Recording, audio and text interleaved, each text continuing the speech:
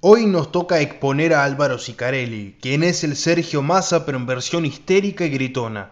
Un pseudo intelectual que cada 2 minutos está calificando en Asia a todo el mundo sin saber que en primer lugar es un delito. En segundo lugar, banaliza la situación al igual que su maestro, el cual fue repudiado por un museo llamado Museo del Holocausto en Buenos Aires. ¿Por qué decido exponer a este personaje? Porque no se agota literalmente en atacarnos. Si bien el nacionalismo argentino es en parte heterogéneo, él ataca la postura, el pensamiento y las acciones de defender nuestra soberanía, de reivindicar nuestra historia, nuestros símbolos patrios, nuestras tierras, nuestra familia, nuestras Malvinas, etcétera, etcétera, etcétera. Lo hace porque es anti-argentina, es cipayo, es bandepatria, como lo verán hoy. Dicen que no hay que culpar a alguien por lo que hacen, hablan y piensan las personas que te rodean. Sin embargo, en este caso hablamos sobre referentes, es decir, figuras elegidas por el mismo Sidarelli como Sebrelli, Carlos Escudé, Sarlo, Lanata, Fernando Iglesias, Copdaló e incluso su madrina política, que es la ex montonera y actual borracha Patricia Bullrich. ¿Saben lo que dicen los referentes de Sidarelli? Esto. Hablamos de Malvinas como si nunca hubiéramos perdido la guerra. Y no entendemos que la guerra se perdió. No estoy diciendo que estuvo bien o mal, estoy diciendo que se perdió. Cuando vos vas a un partido y lo jugás, ganás o perdés. Pero el resultado lo tenés que aceptar. Entonces nos parece, en primer lugar, que hay un acto de justicia en el reconocimiento de que los kelpers son sujetos de derecho y que la Argentina debería, en honor a su propia historia, reconocer eso. Ahora, Fernando, los kelpers forman parte de Gran Bretaña, son británicos y están en un territorio usurpado por Gran Bretaña. Es decir, rajaron a la gente que estaba. Nosotros también. Pero... Y el dominio argentino sobre la Patagonia fue también un acto de usurpación.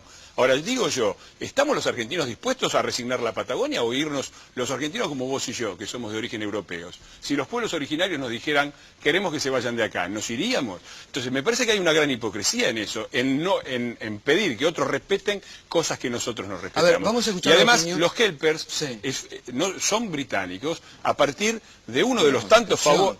de la Constitución que los ha incorporado como tal. A partir de uno de los tantos regalos que le ha hecho el nacionalismo patriotero a la posición inglesa. Pfizer no pidió ni cambio de la ley y ni pidió, lo único que pidió fue un seguro de caución, como se lo pidió a todos los países del mundo, que es es algo razonable. No pidió ni los hielos continentales, ni la... Bueno, no sé. La Patagonia. Las Islas Malvinas se la podemos haber dado. Islas Malvinas se la podemos haber dado.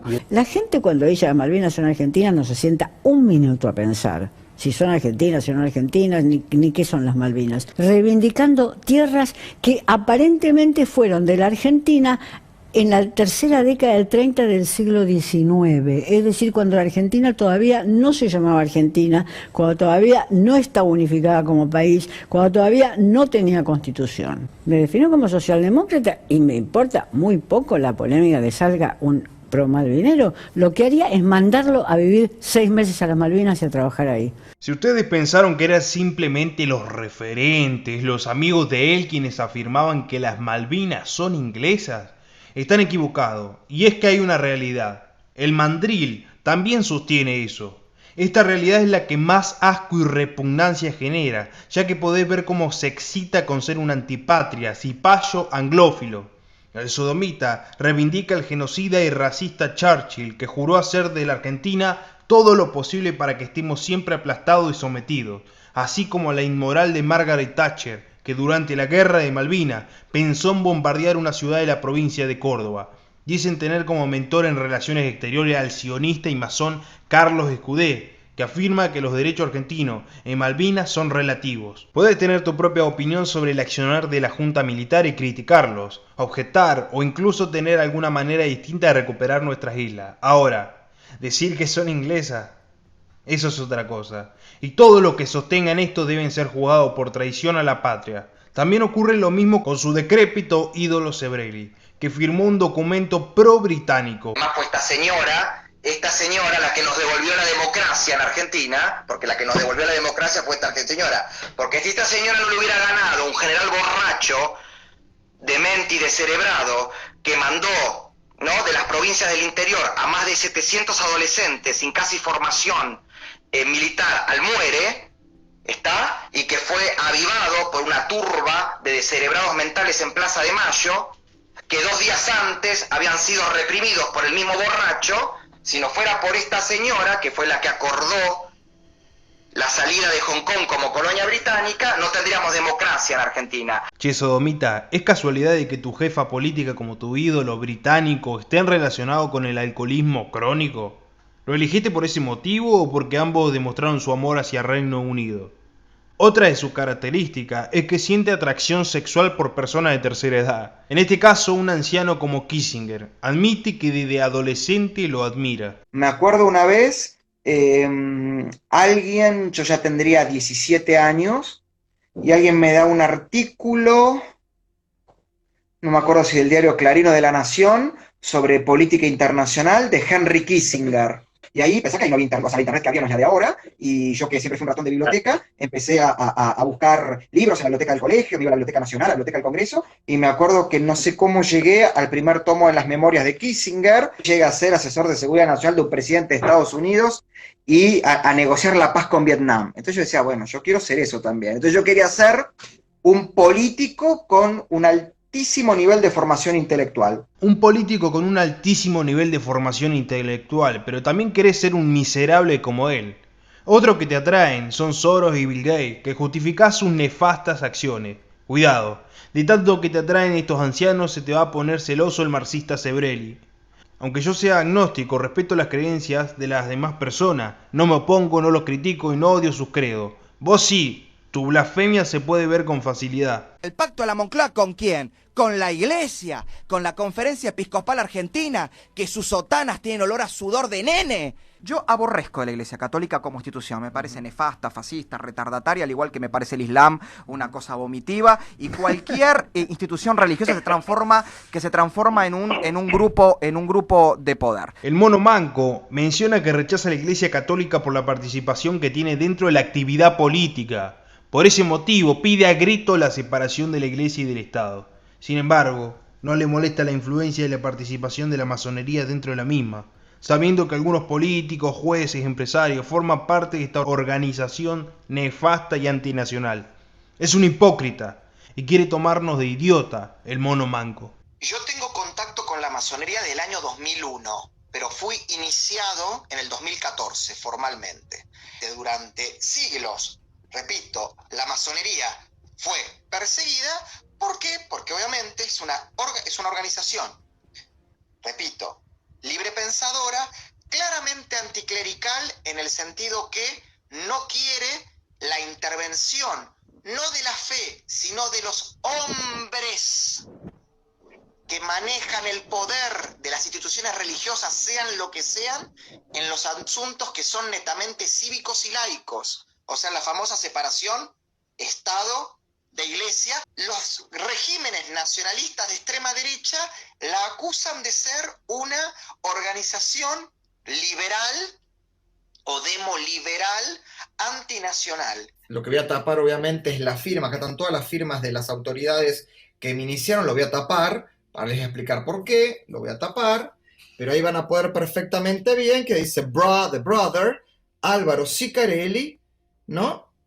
Dice fecha, 19 de agosto del año 2014, fecha en el que fui iniciado, ¿no? Este muchacho le habla a sus seguidores como si fueran idiotas. Bueno, es verdad, la conspiración más grande que sus seguidores hayan visto fue alguna de Star Wars. Su blasfemia se debe a su vinculación directa con la masonería. Y lo que hay que remarcar es que la masonería es una organización que tiene sus propios objetivos, sus agendas. No es un club de amigos que se pone un trapo en la cintura para boludear. Sus metas no tienen nada que ver con mejorar el país. Además de ser un declarado masón y un amante del nacionalismo británico, también es un amante del nacionalismo israelí, o sea, el sionismo. Que soy sionista, si ser sionista es defender el derecho a Israel a vivir de forma pacífica dentro de fronteras establecidas y sólidas, sin sufrir la agresión de estados nacionales o de organismos y organizaciones terroristas, sí, efectivamente, entonces soy sionista. Decís ser sionista, pero más que eso sos un bruto. ¿Cómo vas a defender un estado terrorista como Israel que bombardea un país como Palestina, cuyos ciudadanos cada vez están más sometidos por la fuerza israelí que los torturan? Además, sos bruto porque defendés a los nazis del siglo XXI. Sos bruto porque hablas del antijudaísmo al que es antisionista. A ver si de una vez aprendés la diferencia. Esta cosita de utilizar el famoso antisionismo para en realidad tapar lo que yo creo que son unos rabiosos y furibundos antijudíos. ¿Te gustaría saber con precisión quiénes son las tres figuras que tienen una fuerte influencia sobre Zidarelli? Yo siempre cuento que más allá de la formación, valga la redundancia, formal que he tenido, institucional, académica, podríamos llamarla, lo que marcó no solo el núcleo duro de mis conocimientos en esos campos, fue esa formación, sino la que recibí de mis tres grandes mentores, que son en el campo de la filosofía y de la teoría política el ensayista y pensador Juan José Sebrelli, en el campo de la teoría de las relaciones internacionales Carlos Escudé. Quien le diga que las Malvinas son recuperables por las buenas, le está diciendo seguramente una mentirilla piadosa. Quien le diga que las Malvinas son recuperables por las malas, le está diciendo una mentira verdaderamente maligna. Las Malvinas definitivamente no son recuperables y lo que podemos terminar haciéndonos es un tremendo daño a nosotros mismos, como ya hicimos en el 82.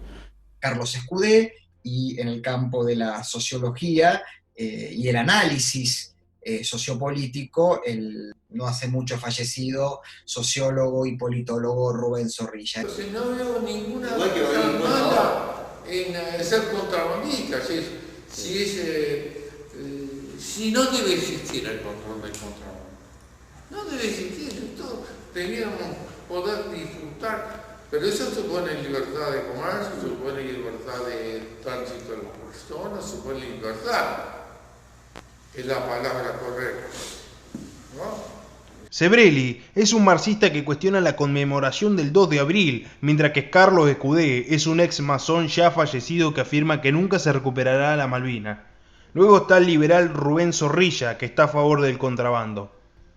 Fue la postura marxista de Sebrelli la que hizo que Zicarelli se acerque a él. Yo tengo un devenir, digamos, político-ideológico desde una izquierda marxista, no marxista, marxiana, porque no marxista. Yo nunca milité en un partido político marxista, pero sí era un tipo que me devoraba todo lo que podía leer sobre Marx, de Marx, sobre Marx y los post-marxistas o post-marxianos. Y entonces eso además después lo volqué, pasé de la teoría a la praxis, en la militancia secundaria, después fui militante de Franja Morada en el ala más izquierdista del alfonsinismo. Siempre fui, te repito, un izquierdista sui generis. Por eso me sentí tan identificado con Sebrelli. En realidad, Zidarelli es un líder progre, aunque reivindica a Karl Marx. Pero es necesario que desde la boca del chillón te enteres cómo conoció al que lo toquetea. ¿Cómo fue tu vínculo con Juan José de Sebrelli?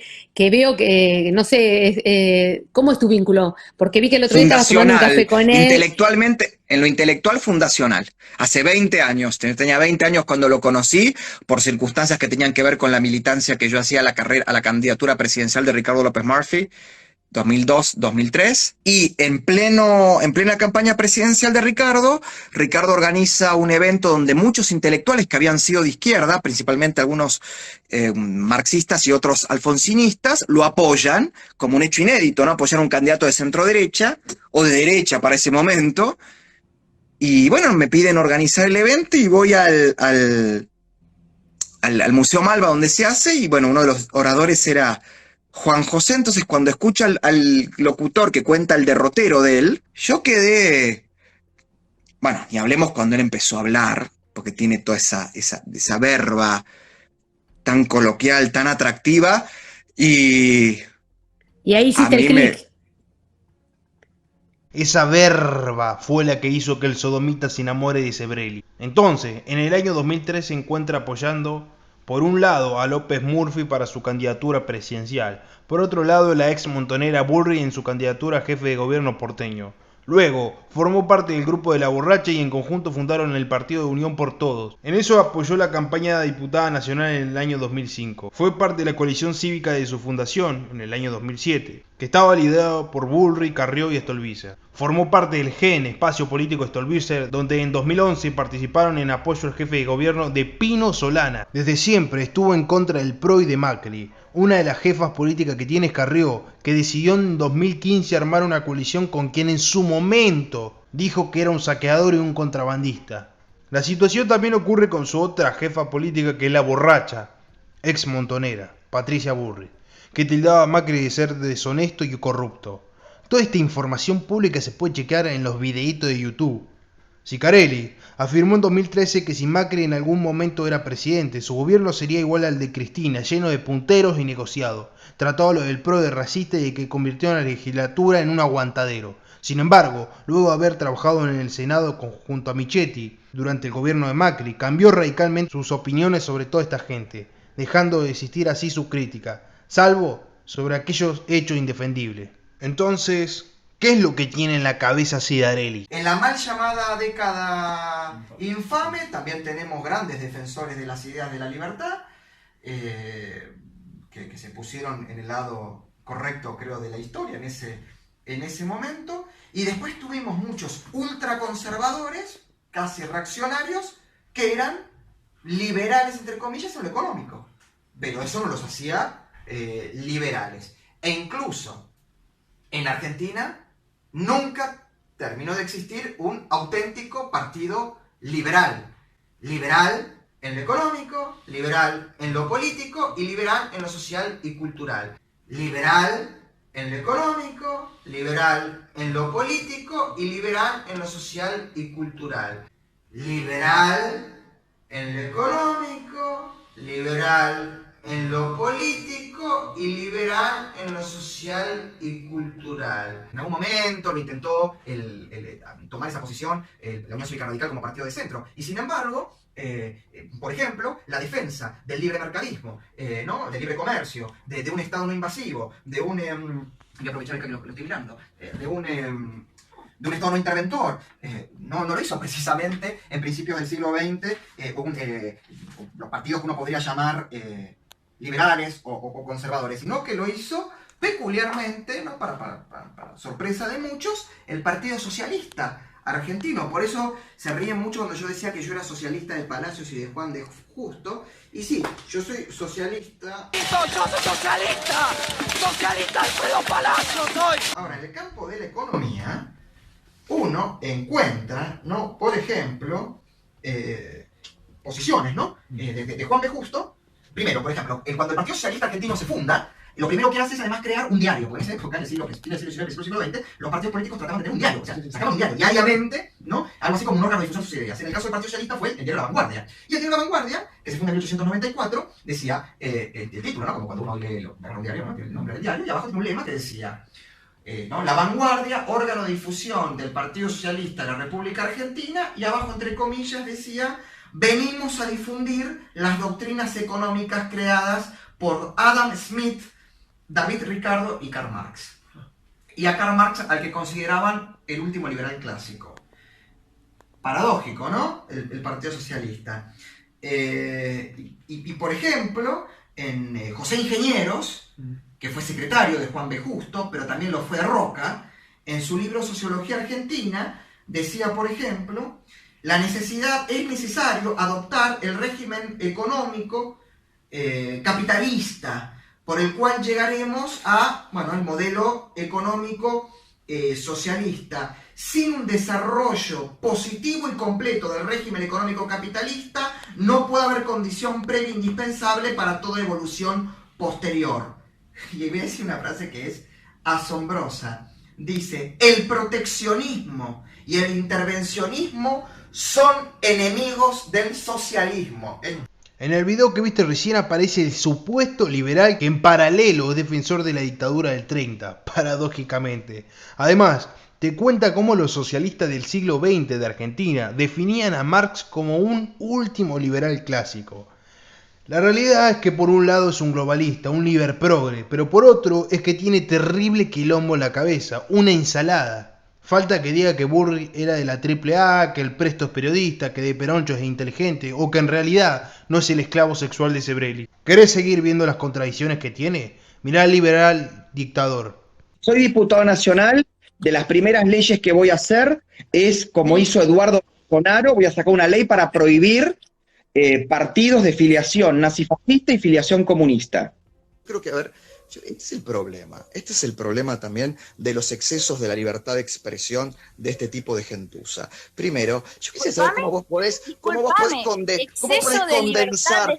Sí, claro, exactamente. Quiere una ley para prohibir supuestos partidos nazi y comunistas. Eso es un delirio y un peligro, desde ya porque los criterios para definir a un partido nazi o comunista dependen de él. Porque como van a ver en un rato, tiene la soberbia de decir quién es liberal, quién no, quién es nazi, quién es comunista o quién es anarquista.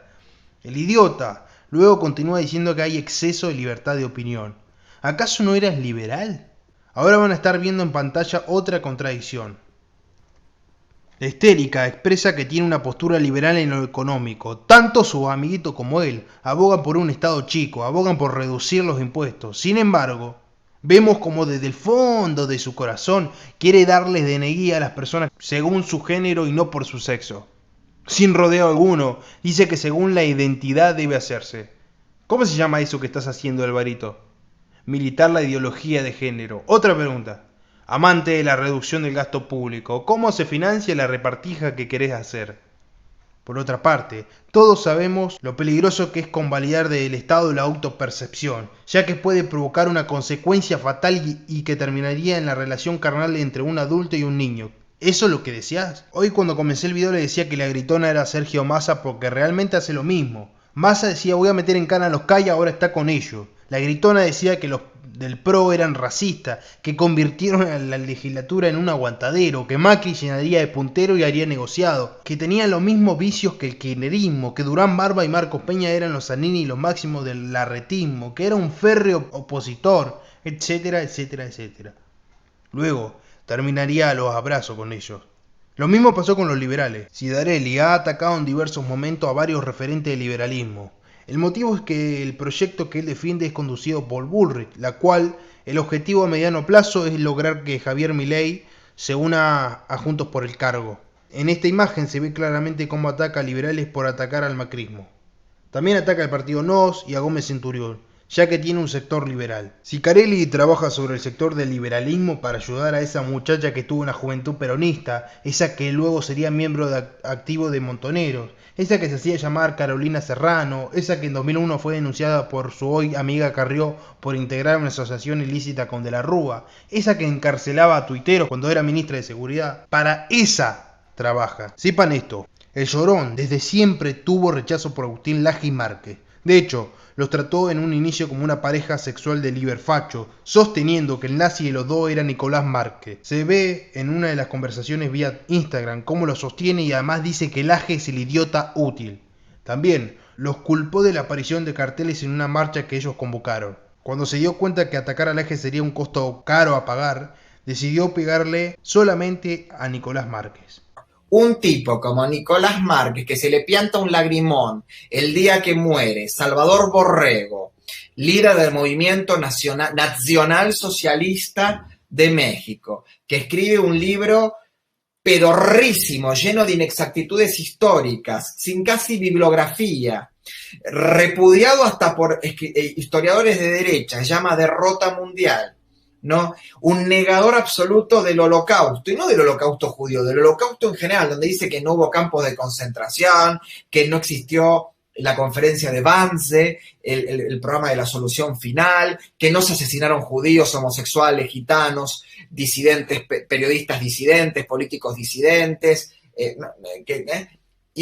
y él, el día que muere ese tipo, un negador de todo esto, de todos estos crímenes contra la humanidad, publica una versión de ese libro, primera edición, y una edición nueva, donde en la primera edición hay una estrella de David sangrante con una cosa espantosa y muestra la dedicatoria, y vos me vas a decir que vos no sos un tipo que coincide por lo menos en un 50% con lo que dice el libro, y ya coincidir con un 2% de lo que dice el libro te hace un reverendo nazi, hijo de remil puta.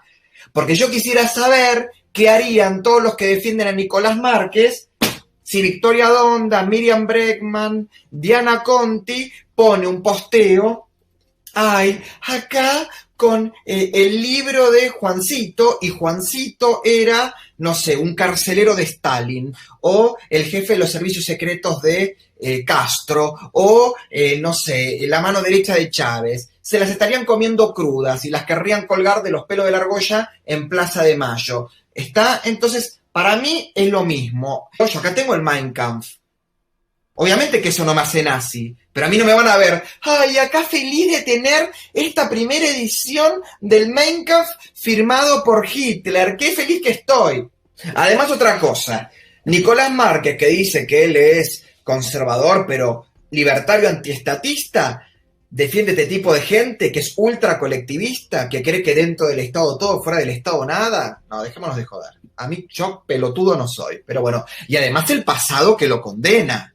El pasado que lo condena. Busquen las cosas que escribía en prensa republicana. Un tipo que se la pasa diciendo, el economista judío tal, el filósofo judío tal, el político judío tal, qué sé yo, no sé, el limpiabotas judío tal. Yo no escucho que él escriba el pensador católico, el político católico, el escritor protestante, siempre una obsesión con los judíos, con los judíos, con los judíos. Pero déjame de romper las pelotas, no me tomes de boludo, no nos tomes de boludo, yo me acuerdo muy bien, he escuchado tus audios cuando eras conductor en Mar del Plata y eras un apologista de Astiz. Este señor tenía un programa en radio en Mar del Plata donde entrevistaba reconocidos dirigentes neonazis, ¿está? Y donde estaba acompañado de una demente como Karina Mujica, que ya conté la historia, que después se terminó descubriendo que era terrible gato, que te cobraba la tarifa más cara o más barata si era con globito o sin globito, y después salía a recorrer el país haciendo conferencias con Bernardo Neustadt, hablando en contra de los gays, del sexo fuera del matrimonio y de no sé qué. La obsesión que tiene con el tema de la homosexualidad, que no es lo mismo que la crítica a los llamados colectivos LGBT, que si ustedes buscan, yo soy un crítico acérrimo, odio la marcha del orgullo gay, odio la visión colectivista de lo LGBT, me repugnan los gays que se ponen los, ¿cómo se llama?, las remeras con el Che Guevara, odio la educación sexual que no tiene que ver con la prevención de enfermedades sexuales y la práctica de una vida sexual responsable y sana, sino que busca la erotización del niño. Odio todo eso. Ahora, vos lees las partes estas de cosas, este tipo tiene un problemita con lo que la gente hace con su culo y con su boca. Y a mí una persona que tiene tanto problemita con eso, me parece que justamente en su boca y en el otro lado debe tener bastantes preguntas. Y no me pregunten más por este tipo, porque ya me tienen harto me pregunten. Parece que yo tengo una obligación de debatir con Nicolás Márquez, de dialogar con Nicolás Márquez, de estar atento a lo que Nicolás Márquez dice, pero por favor, ¿viste? Y ni hablemos esta cosa de levantar ese librito como si fuera la Biblia, un evangelio revelado de verdades. Basta, porque al fin y al cabo muchos se terminan transformando en aquellos que dicen combatir. He dicho carajo mierda. Hace poco tuvo una entrevista con la esposa de Nicolás Márquez. Adivinen qué hizo el mono manco. Se orinó encima como un anciano con incontinencia urinaria. Más allá de todo, es un poco raro que le pegue a Nicolás Moraz, Agustín Laje, Nicolás Márquez, Kachanowski, Delfina Wagner, Yamil Santoro, entre otros. ¿No será acaso que tenés una intención determinada? ¿Será que estás preocupado porque los que se identifican como liberales no te siguen? Para finalizar, les cuento que Sicarelli conoce a Victoria Donda desde los 17 años. Todo esto dicho por él mismo. Agrega, la conozco desde cuando Victoria no se llamaba Victoria, porque era hija de desaparecidos. Desaparecidos, dice, y no asesinos, como dice Eva Donda. Con Victoria Donda. Victoria la conozco desde que tenemos 17 años, cuando Victoria no se llamaba Victoria, porque ni siquiera sabía que era hija de desaparecidos.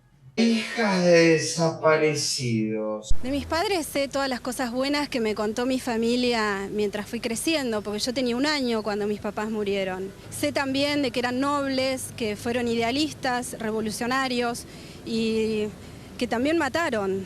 Por un lado, yo sé que mis papás mataron también, eran revolucionarios, eran combatientes. Nadie puede estar a favor de los hechos cometidos en la dictadura, pero tampoco nadie puede estar a favor de los hechos cometidos por los terroristas. Hijas de desaparecidos. Y nos conocemos de la militancia universitaria. Yo militaba en el movimiento reformista y ella militaba en la izquierda. Dejémosle pasar esa a la Llorona. Pero, ¿qué dijo del ex marido de Victoria cuando este hizo un texto que trataba en cuestiones sexuales sobre lo que sentía con respecto a su hija de 9 años? ¿Qué dijo Ciccarelli? Suscríbete y compartí este video. Nos vemos en la próxima, compatriota.